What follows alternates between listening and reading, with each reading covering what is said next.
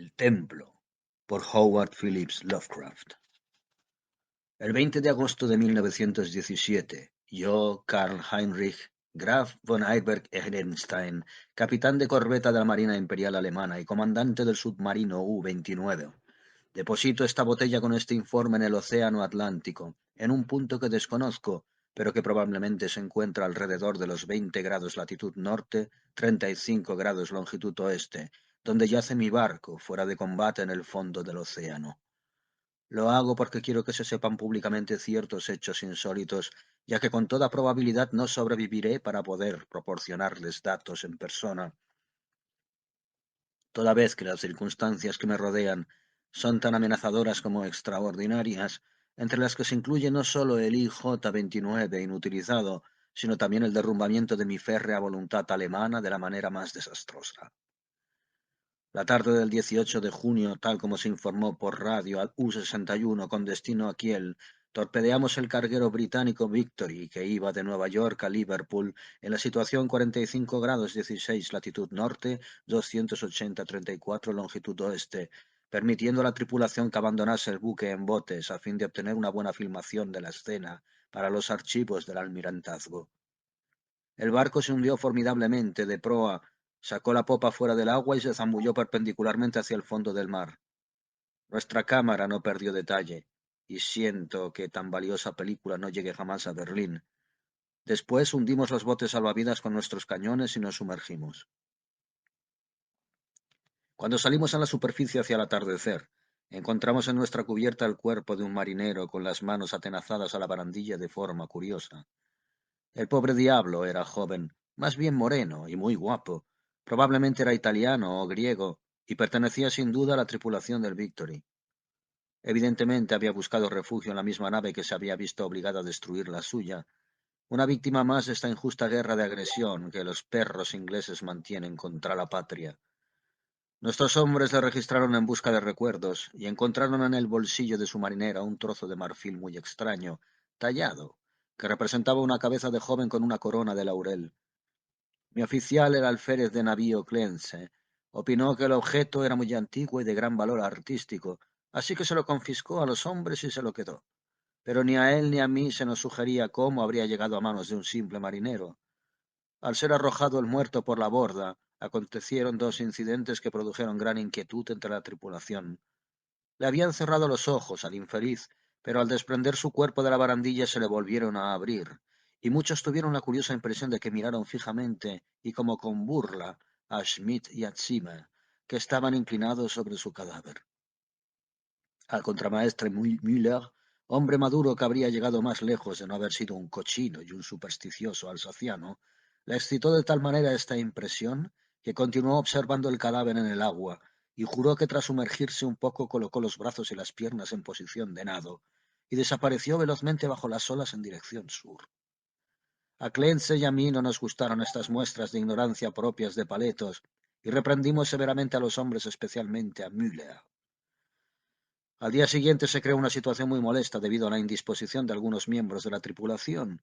Indudablemente sufrían cierta tensión nerviosa a causa de nuestro largo viaje y habían sufrido pesadillas. Algunos parecían totalmente aturdidos y torpes, así que después de comprobar yo personalmente que su debilidad no era simulada, les rebelé de sus obligaciones.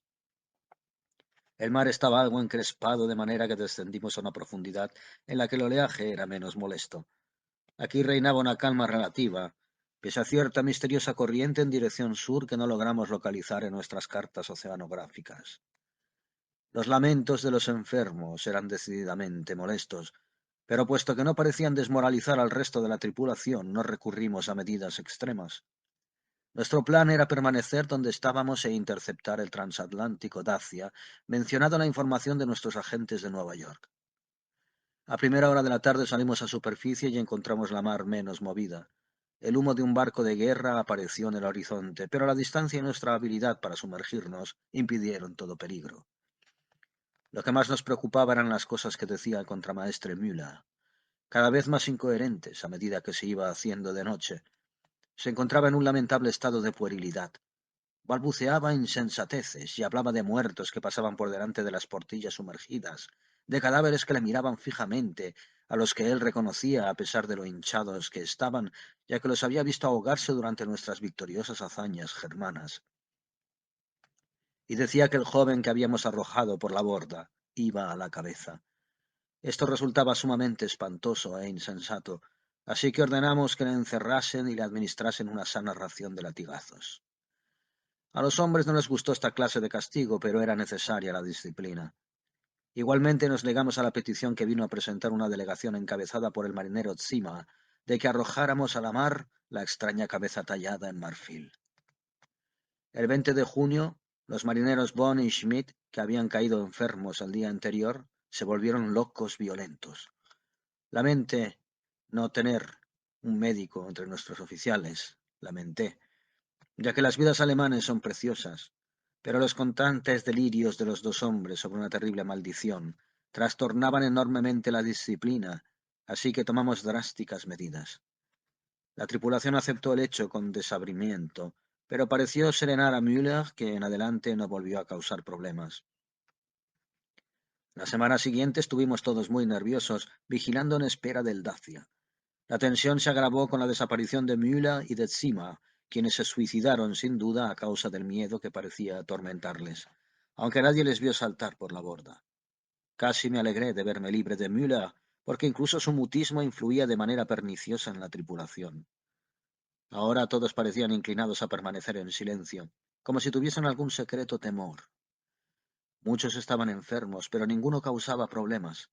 El alférez de navío Clense, debido a la tensión, se irritaba por cualquier simpleza, como con la manada de delfines cada vez más numerosa que daba escolta al U-29, o la creciente intensidad de la corriente sur que nos registraban nuestras cartas.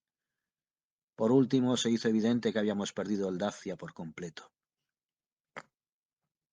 Estos fracasos no son infrecuentes, y nos sentimos más contentos que decepcionados, ya que había orden de regresar a Wilhelmshaven. A las 12 horas del 28 de junio pusimos rumbo a nordeste, y a pesar de embarullarnos cómicamente con la inusitada multitud de delfines, no tardamos en encontrarnos en ruta. La explosión sucedida en la sala de máquinas a las 2 horas nos agarró completamente de sorpresa. No se había observado ninguna anomalía en la maquinaria ni negligencia alguna por parte de los hombres. Sin embargo, inesperadamente, la nave se estremeció de punta a punta a causa de la tremenda sacudida. El alférez de navío Clense acudió corriendo a la sala de máquinas, encontrando el depósito de combustible y casi todo el mecanismo destrozados, y los maquinistas Rabe y Schneider muertos. Nuestra situación era verdaderamente grave porque si bien los regeneradores químicos de aire estaban intactos y podíamos emplear los dispositivos de elevar y sumergir la nave y abrir las escotillas para reabastecernos de aire comprimido y recargar los acumuladores, no había posibilidad de impulsar ni gobernar el submarino. Tratar de buscar rescate mediante botes salvavidas significaba ponernos en manos de nuestros enemigos, irracionalmente resentidos contra nuestra gran nación alemana. Por otra parte, desde nuestro enfrentamiento con el Victory, no habíamos logrado establecer contacto por radio con ninguna unidad U de la Marina Imperial. Desde el momento del accidente hasta el 2 de julio, fuimos arrastrados constantemente hacia el sur, casi sin planes y sin avistar ningún buque. Los delfines seguían dando escolta al U-29, circunstancia sorprendente en cierta forma, teniendo en cuenta la distancia que llevábamos recorrida. En la mañana del 2 de julio avistamos un buque de guerra con bandera americana, y los hombres se mostraron muy nerviosos y con deseos de rendirse. Finalmente el alférez de navío Clense tuvo que pegarle un tiro a un tal Troibe, dado que no paraba de excitar con especial violencia a este acto tan antigermánico. Esto acalló a la tripulación durante un tiempo y nos sumergimos sin ser detectados. Por la tarde una densa bandada de aves marinas apareció por el sur y el océano empezó a agitarse presagiosamente. Cerramos las escotillas y esperamos a ver qué pasaba, hasta que comprendimos que debíamos sumergirnos si no queríamos que nos hundiese el creciente oleaje. Cada vez teníamos menos presión de aire y electricidad, y tratábamos de evitar el uso innecesario de nuestros escasos recursos mecánicos, pero en este caso no había elección. No bajamos a mucha profundidad, y cuando la mar se calmó un poco, unas horas después decidimos a la superficie subir. Pero entonces surgió una nueva dificultad. La nave se negaba a responder a nuestra dirección pese a todos los esfuerzos de los mecánicos. Los hombres se asustaron aún más al sentirse prisioneros bajo el mar y algunos empezaron a hablar nuevamente en voz baja de la imagen de marfil del alférez de navío Clense, pero la visión de su pistola automática les calmó. Mantuvimos a los pobres diablos todo lo ocupados que pudimos en la reparación de las máquinas, aunque sabíamos que era inútil. Clense y yo dormíamos regularmente en turnos distintos, y fue mientras yo dormía cuando se presentó el motín general, hacia las 5 horas del 4 de julio. Los 6 cerdos marineros que quedaban, imaginando que estábamos perdidos, estallaron súbitamente en una furia besánica por habernos negado a rendirnos al buque de guerra yanqui 2 días antes, entregándose a un delirio de maldiciones y de destrucción. Rugían como animales y rompían indiscriminadamente muebles e instrumentos, gritando insensateces tales como que era la maldición de la imagen de marfil y del atezado joven muerto que les había mirado antes de desaparecer nadando. El alférez de navío Clense parecía paralizado, impedido como era de esperar en un renano blando y afeminado. Maté a los 6 hombres, dado que era necesario, y me cercioré de que no quedara ninguno con vida. Echamos sus cadáveres por la doble escotilla y nos quedamos solos él y yo en el U-29. Clance estaba muy nervioso y bebía mucho. Decidimos mantenernos con vida cuanto nos fuese posible, haciendo uso de la gran cantidad de suministros y de la provisión química de oxígeno que teníamos, ya que ninguna de estas dos cosas había sufrido daño en los estúpidos contratiempos de los puercos marineros. La giroscópica, manómetros y demás instrumentos delicados habían quedado inservibles. En adelante nuestros cálculos serían simples suposiciones basadas en nuestros relojes, el calendario y la aparente trayectoria de nuestro desplazamiento, deducida por cualquier objeto que pudiéramos avistar a través de los portillos o desde la torreta. Por fortuna aún contábamos con bastante carga en los acumuladores, tanto para la luz interior como para el proyector. De cuando en cuando barríamos con el haz de luz los alrededores de la nave, pero no veíamos más que delfines nadando paralelamente a nosotros. Me sentí científicamente interesado por estos delfines, pues aunque el Delfinus delphis común es un mamífero cetáceo incapaz de subsistir sin aire, estuve observando a uno de estos nadadores durante 2 horas y no vi que mostrara el menor deseo de subir a la superficie. Con el paso del tiempo, Clance y yo llegamos a la conclusión de que seguíamos siendo arrastrados hacia el sur, a la vez que descendíamos cada vez más. Observamos la fauna y la flora marinas, y consultamos bastantes detalles sobre esta cuestión en los libros que yo traía conmigo para los momentos de ocio. No pude por menos de notar, sin embargo, la poca preparación científica de mi compañero. No tenía una mentalidad prusiana, de manera que era vulnerable a fantasías y especulaciones sin fundamento alguno. La certeza de nuestra muerte inminente le afectó de manera curiosa, y rezaba a menudo en arrepentimiento por los hombres, mujeres y niños que había enviado al fondo del mar, olvidando que todo lo que supone un servicio al Estado alemán es una acción noble. Al cabo de cierto tiempo sufrió un notable desequilibrio y permanecía horas y horas mirando la imagen de marfil y murmurando fantásticas historias sobre cosas perdidas y olvidadas bajo la mar. A veces, a manera de prueba psicológica, le hacía hablar de todos estos desvaríos y escuchaba sus interminables citas poéticas y relatos de barcos hundidos. Me daba mucha compasión su estado, ya que me desagrada ver sufrir a un alemán, pero no era persona con la que valiera la pena morir. En cuanto a mí, era un hombre orgulloso, consciente de que la patria honraría mi memoria y de que mis hijos serían educados para que fuesen como yo. El 9 de agosto avistamos el fondo oceánico y proyectamos un potente haz de luz hacia él. Era una enorme llanura ondulada, cubierta en su mayor parte de algas y salpicada de conchas y pequeños moluscos. De trecho en trecho se veían objetos verdosos de misteriosos contornos cubiertos de algas e incrustados de percebes. Clance afirmaba que sin duda eran barcos antiguos hundidos. Hubo una cosa que le dejó perplejo. Un pico sólido que emergía a casi unos 4 pies del lecho del océano. Tenía unos 2 pies de grosor, y los lados planos, las superficies superiores, suaves, se unían formando un ángulo muy obtuso. Dije que era una punta de roca que emergía, pero Clance creyó ver figuras talladas en ella. Poco después empezó a temblar y se retiró como asustado del portillo. Sin embargo, no dio otra explicación sino que le abrumaba la inmensidad, oscuridad, antigüedad y misterio de los abismos oceánicos. Tenía la mente cansada, pero yo soy alemán en todo momento, y no tardé en advertir 2 cosas: que el U-29 soportaba espléndidamente la presión del agua. y que los extraños delfines seguían a nuestro alrededor. Aun cuando estábamos a una profundidad en la que la mayoría de los naturalistas considera imposible la existencia de organismos superiores, estaba convencido de que habíamos sobreestimado nuestra profundidad. Con todo, sin duda, estábamos lo bastante abajo como para que estos fenómenos resultaran extraordinarios. Nuestra velocidad siempre hacia el sur era más o menos lo que yo conjeturaba por los organismos que pasaban en los niveles superiores. A las 15:15 del 12 de agosto, el pobre Clance se volvió completamente loco. Había estado en la torreta utilizando el proyector cuando le vi entrar en el compartimento de la biblioteca, donde yo me encontraba sentado leyendo, y su cara le delató inmediatamente. Repetiré aquí lo que dijo, subrayando las palabras que él recalcó. Él está llamando, le oigo. Tenemos que ir. Mientras hablaba, cogió la imagen de marfil de encima de la mesa, se la guardó en el bolsillo y me agarró del brazo con intención de llevarme escaleras arriba hacia la cubierta. Enseguida me percaté de que pretendía abrir la escotilla y que saliéramos los dos al agua exterior, extravagancia suicida y homicida a la que yo no estaba dispuesto. Al echarme atrás y tratar de sosegarme, se puso más violento y exclamó: «Vamos ahora, no esperemos a más tarde, es mejor arrepentirse y ser perdonado que desafiar y ser condenado». Así que en vez de tratar de tranquilizarle, adopté la actitud contraria y le dije que estaba loco, loco de remate, pero no se conmovió y dijo a gritos: «Si estoy loco es una suerte, que los dioses tengan piedad del hombre que en su insensibilidad permanece sano hasta su espantoso fin. Ven y enloquece ahora que él nos llama con misericordia».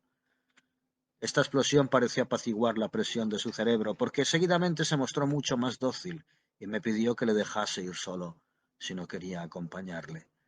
Me di cuenta enseguida de qué era lo que debía hacer. Aunque era alemán, se trataba solo de un renano de lo más ordinario, y ahora se había convertido en un loco potencialmente peligroso. Accediendo a su petición suicida, me libraría inmediatamente del que ya no era mi compañero, sino una amenaza. Le pedí que me diese la imagen de marfil, pero mi petición provocó en él una risa tan insólita que no insistí. Entonces le pregunté si quería dejar algún recuerdo o bucle de pelo para su familia en Alemania, en caso de que yo fuese rescatado, pero nuevamente se echó a reír. De manera que cuando subió por la escala fui a los mandos, y tras los intervalos de tiempos apropiados hice funcionar el mecanismo que iba a terminar con su vida.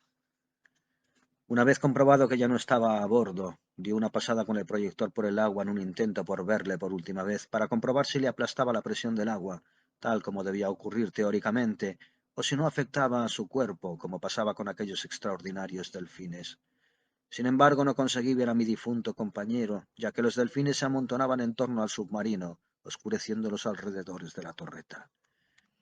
Esa noche lamenté no haberme apoderado disimuladamente de la imagen de marfil del bolsillo del pobre Clance, porque me fascinaba su recuerdo. No podía olvidar aquella cabeza joven y hermosa con su corona de hojas, aunque no poseo talento artístico. También sentía no tener con quién conversar. Era mejor tener a Clance, aunque no estuviese a mi altura intelectual, que a nadie. Esa noche no dormí bien, preguntándome cuándo me llegaría el fin. Ciertamente había muy pocas probabilidades de que me rescataran. Al día siguiente subí a la torreta e inicié las acostumbradas exploraciones con el proyector. Hacia el norte la perspectiva era muy semejante a la que habíamos tenido desde que avistamos el fondo, pero noté que el desplazamiento del U-29 era menos rápido. Al enfocar el haz de luz hacia el sur, noté que el fondo oceánico descendía en un pronunciado declive y que había bloques de piedra curiosamente regulares en determinados puntos, dispuestos como siguiendo un trazado concreto. La nave al principio no descendió enseguida paralelamente a la creciente profundidad del océano, de manera que no demoré en verme obligado a ajustar el proyector, a fin de continuar enfocando su potente haz hacia abajo. A causa del brusco movimiento se desconectó un cable, y tardé varios minutos en conectarlo otra vez. Finalmente volvió la luz al proyector y se derramó por el valle marino que tenía debajo de mí. No soy propenso a dejarme llevar por emociones de ninguna clase, pero mi asombro fue muy grande cuando vi lo que el haz de luz eléctrica iluminaba. Sin embargo, como persona educada en la mejor cultura de Prusia, no debía haberme asombrado, ya que la geología y la tradición nos hablan igualmente de grandes transposiciones de zonas oceánicas y continentales. Lo que vi fue una complicada serie de edificios en ruinas, todos de una arquitectura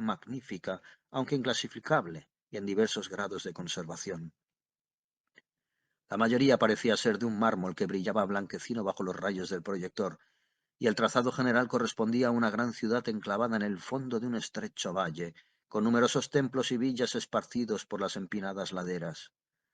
Había tejados hundidos y columnas caídas, pero aún reinaba un aire de esplendor inmensamente antiguo que nada era capaz de borrar.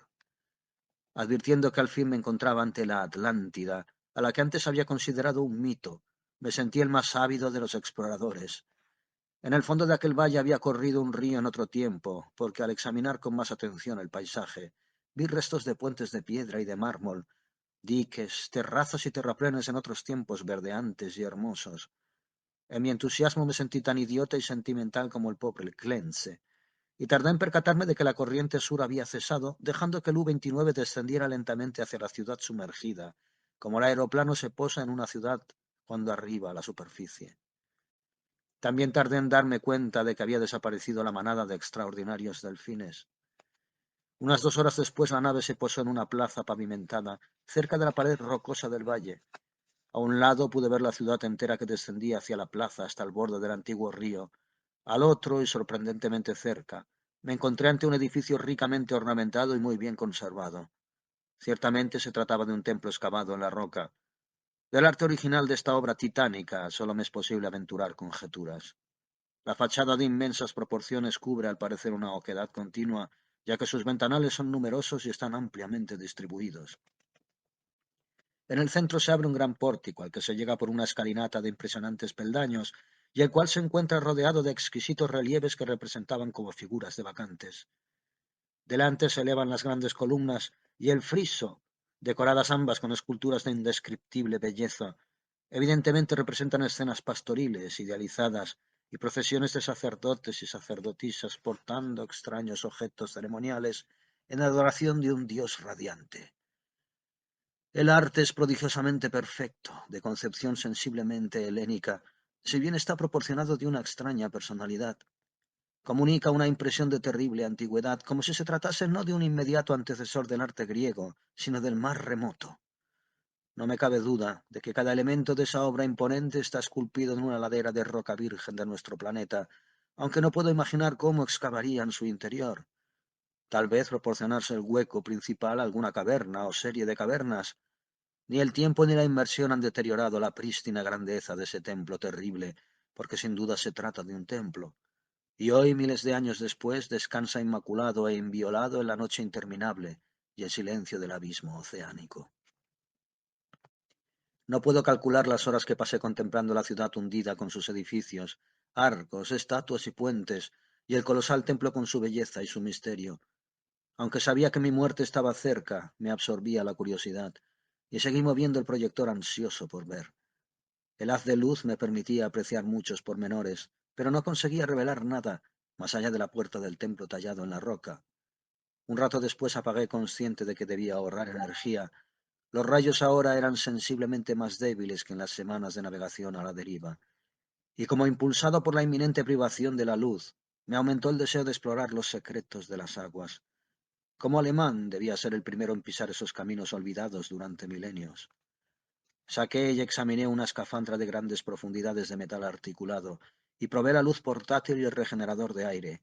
Aunque sería difícil manipular yo solo la doble escotilla, pensé que podía salvar todos los obstáculos con mi habilidad científica y caminar efectivamente por esa ciudad muerta. El 16 de agosto efectué una salida del U-29 y caminé trabajosamente por las calles en ruinas y cubiertas de barro hacia el antiguo río. No encontré esqueletos ni restos humanos, aunque recolecté una enorme riqueza arqueológica en esculturas y monedas. No puedo hablar ahora de todo ese material, si no es para expresar mi terror ante esta cultura que se encontraba en el cenit de la gloria cuando los cavernícolas vagaban por Europa y el Nilo discurría sin que se asomara a él civilización alguna. Otros, guiados por este manuscrito, si llega a ser encontrado alguna vez, deberán revelar el misterio que yo solamente puedo señalar. Retorné a la nave, dado que mis baterías se debilitaban, aunque he decidido a explorar el templo de roca al día siguiente. El 17, aunque mis deseos de explorar el misterio del templo se habían vuelto más insistentes, me llevé una desilusión.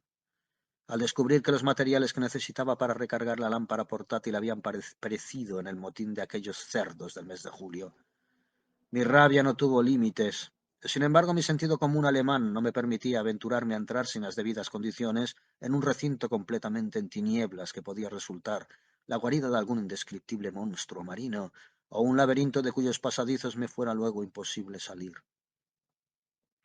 Todo lo que podía hacer era enfocar el proyector del U-29, aproximarme a la puerta con su ayuda y examinar los relieves exteriores. El haz de luz entraba por el pórtico en ángulo ascendente, de manera que me asomé para ver si conseguía descubrir algo, aunque inútilmente. Ni siquiera se veía el techo, y aunque di un paso o dos hacia el interior, después de tantear el piso con un palo, no me atreví a seguir. Además, por primera vez en mi vida experimenté la emoción del miedo. Empezaba a comprender cómo se habían originado algunos de los estados de ánimo del pobre Clense, ya que a medida que el templo me iba atrayendo cada vez más, sentía un terror ciego y creciente hacia sus abismos acuosos. Apagué las luces y me senté a meditar en tinieblas. Ahora debía ahorrar electricidad para las emergencias.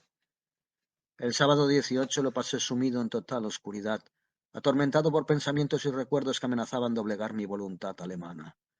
Clense se había vuelto loco y había perecido antes de llegar a este vestigio siniestro de un pasado abominablemente remoto, y me había aconsejado que me fuese con él. ¿Acaso el destino preservaba mi razón solo para arrastrarme irresistiblemente a un final más horrible e impensable de lo que haya podido soñar nadie? Evidentemente tenía los nervios agotados. Debía desechar estas ideas propias de un hombre débil. La noche del sábado no me podía dormir y encendí las luces sin preocuparme por lo que pasara después. Era una lástima que la electricidad no durase lo mismo que el aire o las provisiones. Volví a pensar en recurrir a la eutanasia y examiné mi pistola. Hacia el amanecer debí de quedarme dormido con las luces encendidas, ya que ayer tarde me desperté completamente a oscuras para encontrarme con que los acumuladores se habían consumido. Encendí varias cerillas una detrás de otra y lamenté con desespero el accidente que nos hizo gastar las pocas velas que llevábamos. Después de apagarse la última cerilla que me atreví a encender, permanecí sentado completamente inmóvil sin luz. Mientras meditaba en el inevitable fin, mi mente repasó los acontecimientos precedentes. Entonces me llegó a la plena conciencia una impresión hasta ahora aletargada que a un hombre más débil y supersticioso le habría hecho estremecer. La cabeza del dios radiante de las esculturas del templo de roca es idéntica al trozo de marfil tallado que el marinero muerto sacó del mar y que el pobre Clent devolvió. Me quedé un poco aturdido ante esta coincidencia, pero no sentí miedo. Solo el pensamiento inferior se apresura a explicar lo singular y lo complejo mediante el recurso primitivo del sobrenaturalismo. La coincidencia resultaba extraña, pero yo tenía una razón demasiado sana para relacionar circunstancias que no aceptan una conexión lógica o relacionar de manera extraña los desastrosos acontecimientos que desde el hundimiento del Victory habían conducido a mi presente situación crítica. Percibiendo que necesitaba descansar, tomé un sedante a fin de procurarme un poco más de sueño. Mi estado de nervios se reflejó en mis pesadillas, ya que me pareció oír gritos de personas ahogándose y ver sus rostros apretados contra el cristal de los portillos de la nave, y entre las caras muertas estaba el semblante burlesco y vivo del joven de la imagen de marfil. Debo tener cuidado en la manera de establecer mi despertar hoy, ya que me siento trastornado, y sin duda hay muchas alucinaciones mezcladas con lo real. Psicológicamente mi caso es enormemente interesante, y siento no poder ser reconocido científicamente por una autoridad alemana competente. Al abrir los ojos, lo primero que experimenté fue un deseo irresistible de visitar el templo de roca, deseo que aumentaba cada instante, aunque trataba instintivamente de oponer resistencia con alguna emoción de temor que operaba en sentido contrario. Seguidamente me sobrevino una impresión de luz en medio de la oscuridad de las baterías descargadas, y me pareció ver una especie de resplandor fosforescente en el agua que entraba por el portillo orientado hacia el templo. Esto despertó mi curiosidad, pues sabía que ningún organismo de las profundidades abismales era capaz de emitir tal luminosidad. Pero antes de que pudiese verificarlo, me llegó una tercera impresión que, debido a su carácter irracional, me hizo dudar de la objetividad de todo cuanto registrasen mis sentidos. Fue una ilusión auditiva, una sensación de sonido rítmico, melódico, como de cántico o himno coral frenético, aunque hermoso, que provenía del exterior y traspasaba el casco del U-29 pese a estar absolutamente en silencio. Convencido de mi anormalidad psicológica y nerviosa, encendí algunas cerillas y me tomé una fuerte dosis de bromuro sódico, que pareció calmarme hasta el extremo de disipar esa ilusión de sonido. Pero seguía la fosforescencia, y me costó trabajo combatir el infantil impulso de ir a la portilla a averiguar su causa. Era espantosamente realista, hasta el punto de que podía distinguir los objetos familiares que me rodeaban, así como el vaso vacío del bromuro, del que no tenía impresión visual alguna del sitio donde lo había dejado. Esta última circunstancia me hizo reflexionar.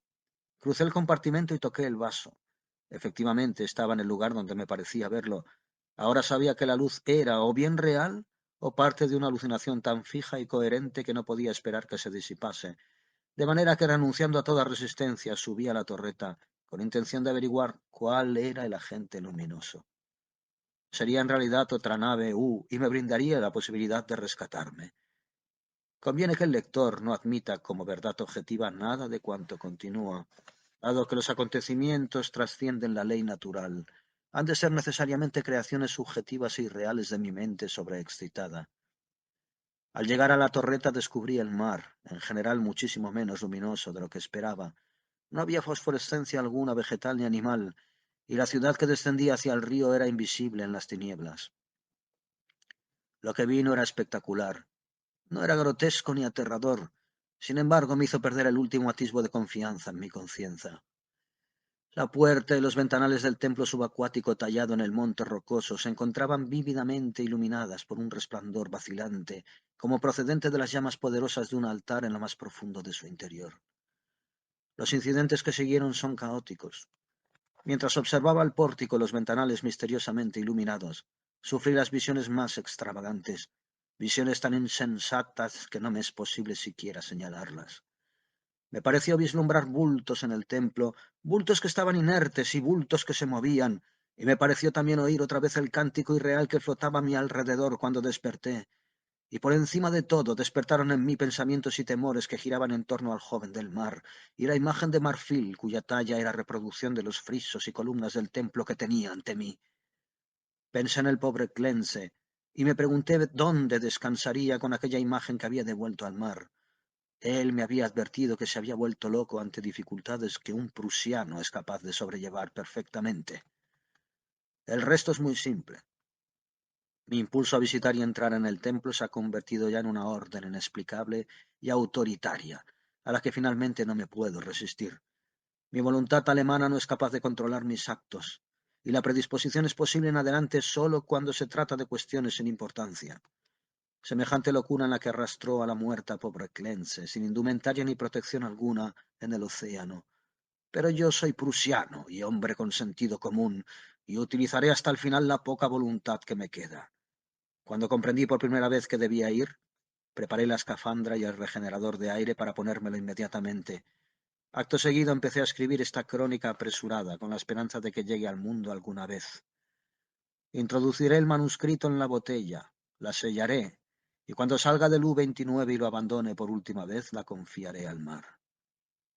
No tengo miedo, ni siquiera de las predicciones del loco Clence. Lo que he visto no puede ser cierto, y sé que esta locura de mi propia voluntad puede conducirme a la asfixia, todo lo más cuando el aire se termine.